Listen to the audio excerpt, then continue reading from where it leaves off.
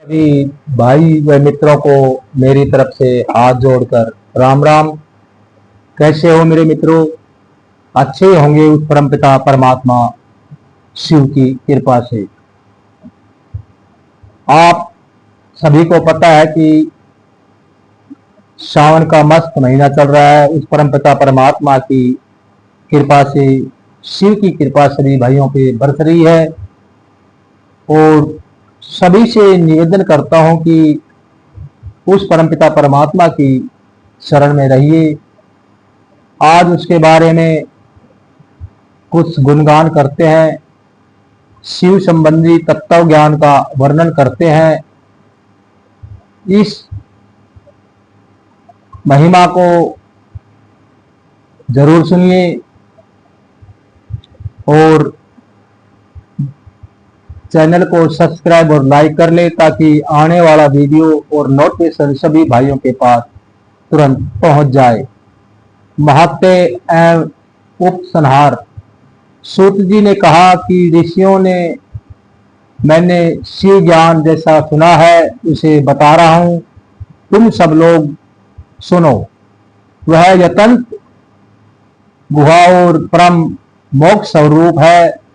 ब्रह्मा, नारद, सनकादि मुनि, व्यास जी तथा कपिल, इनके समाज में इन्हीं लोगों ने निश्चय करके ज्ञान का जो स्वरूप बताया है उसी को यथार्थ ज्ञान समझना चाहिए। संपूर्ण जगत शिव में है। यह ज्ञान सदा अनुशीलन करने योग्य है।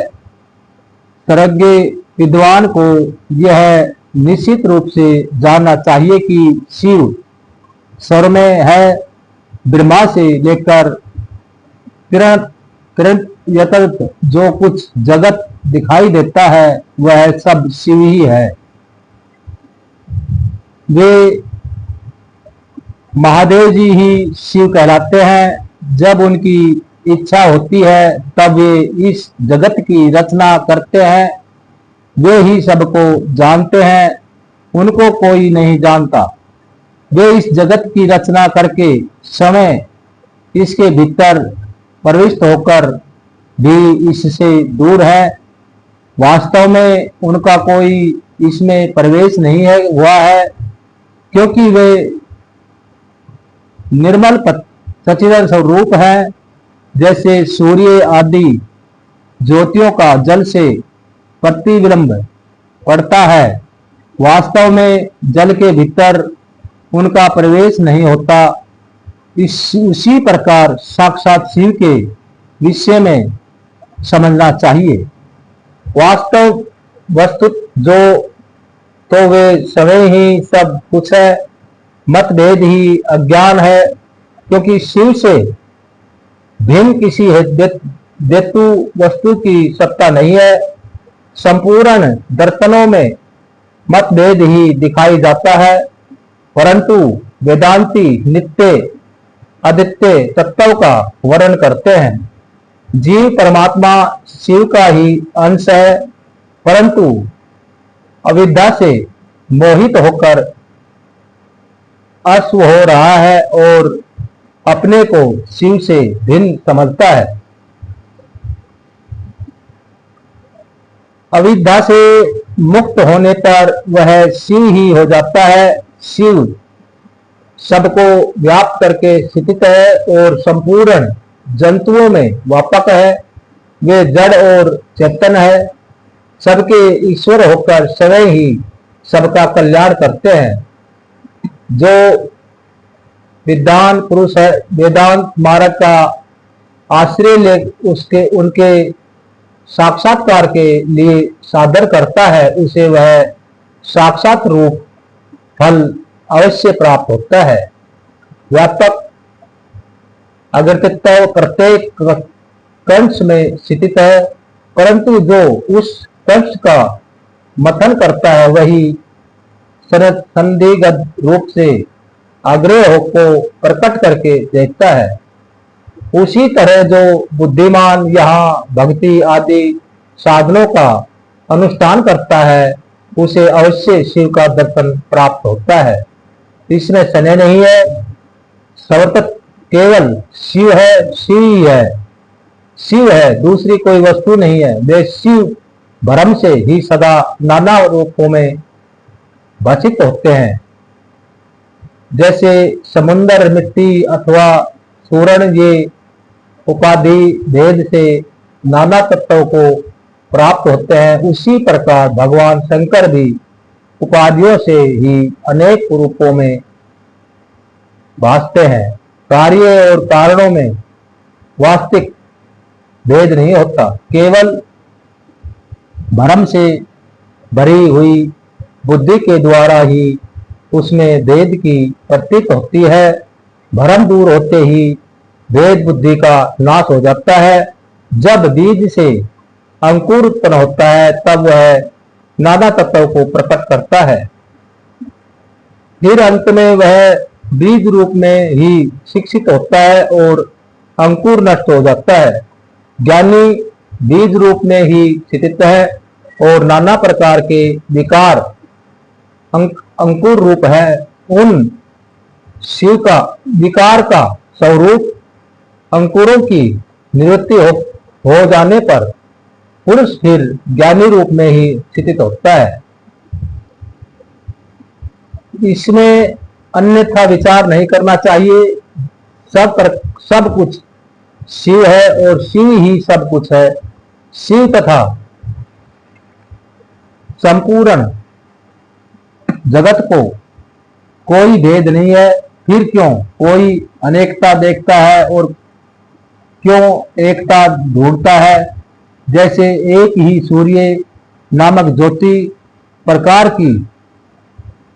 ज्योति जल आदि उपाधियों में विशेष रूप से नाना प्रकार की दिखाई देती है, उसी प्रकार शिव भी है। जैसे आकाश सर्वतत्व व्यापक होकर भी स्पर्श आदि बंधन में नहीं आता, उसी प्रकार व्यापक शिव भी कहीं ना कहीं बंधते अहंकार से युक्त होने के कारण शिव का अंश जीव कहलाता है। उस अहंकार से मुक्त होने पर वह साक्षात शिव ही है। कर्मों के भोगों में लिप्त होने के कारण जीव कुछ तुच्छ है और निर्मल पर होने के कारण शिव महान है। जैसे एक ही स्वर्ण आदि चांदी आदि से मिल जाने पर कम कीमत का हो जाता है, उसी प्रकार अहंकार युक्त जीव अपना महत्व खो बैठता है। जैसे साक्षात्कार आदि से शुद्ध किया हुआ उत्तम स्वर्ण आदि पूर्वत बहुमूल्य हो जाता है, उसी प्रकार संस्कार विषयों से शुद्ध होकर जीव भी शुद्ध हो जाता है। पहले रुद्र रूप को पाकर भक्ति भाव से युक्त हो शिव बुद्धि से उनका पूजन और स्मरण आदि करें। गुरु में शिव बुद्धि करने से सारे पाप आदि मल शरीर से निकल जाते हैं। उस समय ज्ञान नष्ट हो जाता है और मनुष्य ज्ञानवान हो जाता है। उस अवस्था में अहंकार मुक्त निर्मल बुद्धि वाला जीव भगवान शंकर के प्रसाद से पुनः शिव रूप हो जाता है। जैसे दर्पण में अपना रूप दिखाई देता है, उसी तरह उसे सर्वत्र शंभु का साक्षात्कार होने लगता है। वही जीव मुक्त कहलाता है। शरीर गिर जाने पर वह जीव मुक्त ज्ञानी शिव में मिल जाता है। शरीर पार बंध के अधीन है। जो कुछ उस देह के अभिमान से रहित है उसे ज्ञानी माना गया है। जो शुभ वस्तु को पाकर हर्ष से खिल नहीं उठता, शंभु को पाकर क्रोध या शोक नहीं करता तथा सुख दुख आदि सभी दृढ़ों में समभाव रखता है, वह ज्ञानवान है कहलाता है। आत्मा चिंतन से तथा तत्व के विवेक से ऐसा प्रयत्न करें कि शरीर से अपनी पृथकता बोध हो जाए। मुक्ति की इच्छा रखने वाला पुरुष शरीर एवं उसके अभिमान को त्याग कर अहंकार शून्य एवं मुक्त हो सदा शिव में विलीन हो जाता है। आध्यात्मिक एवं भगवान शिव की भक्ति से ज्ञान के मूल कारण है। भक्ति से साधन विषय प्रेम की उपलब्धि बताई गई है। प्रेम से श्रवण होता है, श्रवण से सत्यगढ़ प्राप्त होता है और सत्यगढ़ से ज्ञानी गुरु की उपलब्धि होती है। गुरु की कृपा से ज्ञान प्राप्त हो जाने पर मनुष्य निश्चय ही मुक्त हो जाता है। इसलिए जो समझदार हैं उसे सदा शंभु ही भजन करना चाहिए। जो अन्य भक्ति से युक्त होकर शंभु का भजन करता है उसे अंत में अवश्य ही मोक्ष प्राप्त हो जाता है। अत मुक्ति की प्राप्ति के लिए भगवान शंकर से बढ़कर दूसरा कोई देवता नहीं है। उनकी शरण लेकर जीव संसार बंधन से छूट जाता है। ब्राह्मणों, इस प्रकार वहां पधारे हुए ऋषियों ने परस्पर निश्चय करके जो यह ज्ञान की बात बताई है उसे अपनी बुद्धि के द्वारा पर्यंत पूर्वक धारण करना चाहिए। मुनिवरों, तुमने जो कुछ पूछा था वह सब मैंने तुम्हें बता दिया। इससे तुम्हें पर्यंत पूर्वक गुप्त रखना चाहिए। बताओ अब और क्या सुनना चाहते हो। ऋषि बोले, व्यास से आपको नमस्कार है। आप धन्य हैं, शिव भक्तों में श्रेष्ठ हैं। आपने हमें शिव तत्व संबंधी परम उत्तम ज्ञान का श्रवण कराया है। आपकी कृपा से हमारे मन की भ्रांति मिट गई।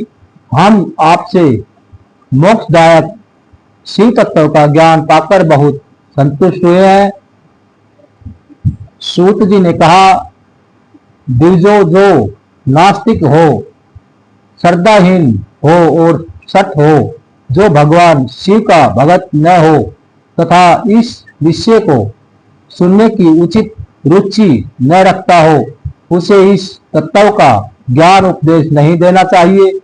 व्यास जी ने इस इतिहास, पुराणों, वेदों और शास्त्रों का बारंबार विचार करके उनका सार निकालकर मुझे उपदेश दिया है। इसका एक ही बार श्रवण करने मात्र से सारे पाप भस्म हो जाते हैं। भक्तों भांति प्रकार की होती है, भक्ति भांति प्रकार की होती है और भक्ति की भक्ति बढ़ती है। दूसरा, सुनने से उत्तम भक्ति प्राप्त होती है। तीसरी बार सुनने से मोक्ष प्राप्त होता है। अत भोग और मोक्ष रूप फल की इच्छा रखने वाले लोगों को इसका बारंबार श्रवण करना चाहिए।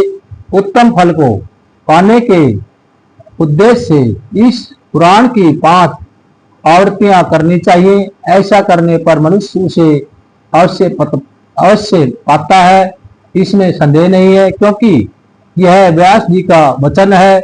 जिसने इस उत्तम पुराण को सुना है उसे कुछ भी दुर्लभ नहीं है। यह शिव विज्ञान भगवान शंकर को अत्यंत प्रिय है। यह भोग और मोक्ष देने वाला तथा शिव भक्ति को बढ़ाने वाला है। इसी प्रकार मैंने शिव पुराण की यह चौथी आनंदिनी तथा परम पुण्यमयी संहिता कही है, जो कोटि रुद्र संहिता के नाम से विख्यात है। जो पुरुष एग्राचित होकर भक्ति भाव से इसे संहिता को सुनेगा या सुनाएगा, वह समस्त भोगों का उपभोग करके अंत में परम गति को प्राप्त कर लेगा। बोल शंकर भोलेनाथ की जय हो। बोल शिव भोलेनाथ की जय हो।